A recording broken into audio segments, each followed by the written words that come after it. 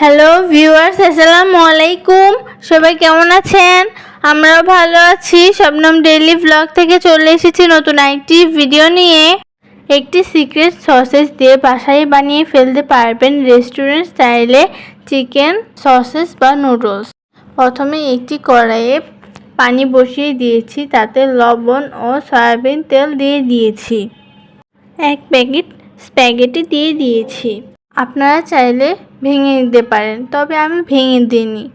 স্প্যাগেটিটি কিছুক্ষণ সিদ্ধ করে নিব।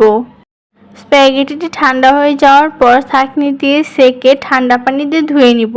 ঠান্ডা পানি দিয়ে ধুয়ে নেওয়ার পর অল্প সয়াবিন তেল দিয়ে মাখিয়ে রেখে দিব। একটি বাটিতে ছোট ছোট টুকরা করে রাখা চিকেন নিয়ে নিচ্ছি।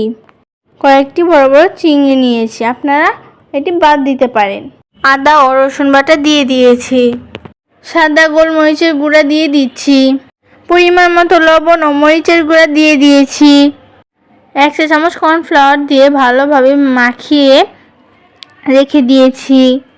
আরেকটি বাটিতে টমেটো সস, 1 চা চামচ সয়া সস ও কর্নফ্লাওয়ার দিয়ে দিচ্ছি। অল্প একটু পানি দিয়ে দিচ্ছি। পানি দিয়ে সবগুলো উপকরণ একসঙ্গে মিশিয়ে নিচ্ছি।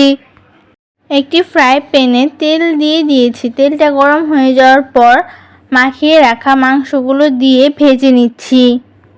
মাংসগুলো ভেজে নেওয়ার পর 1 কাপ গাজর দিয়ে দিচ্ছি। গাজরগুলো মাংসর সাথে ভালোভাবে ভাজি করে নিচ্ছি। গাজরগুলো ভাজি হয়ে যাওয়ার পর কেটে রাখা রসুন কুচি দিয়ে দিচ্ছি। কেটে রাখা পেঁয়াজ কুচি দিয়ে দিচ্ছি। পেঁয়াজগুলো একটু ভাজি হয়ে যাওয়ার পর কেটে রাখা সবুজ ক্যাপসিকাম ও লাল ক্যাপসিকাম দিয়ে দিচ্ছি।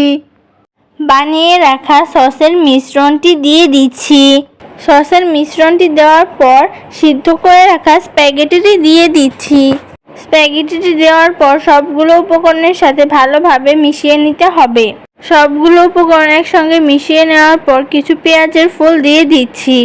আমাদের চাউমিন রান্না হয়ে গেছে। কেমন হয়েছে সবাই কমেন্ট করে জানাবেন।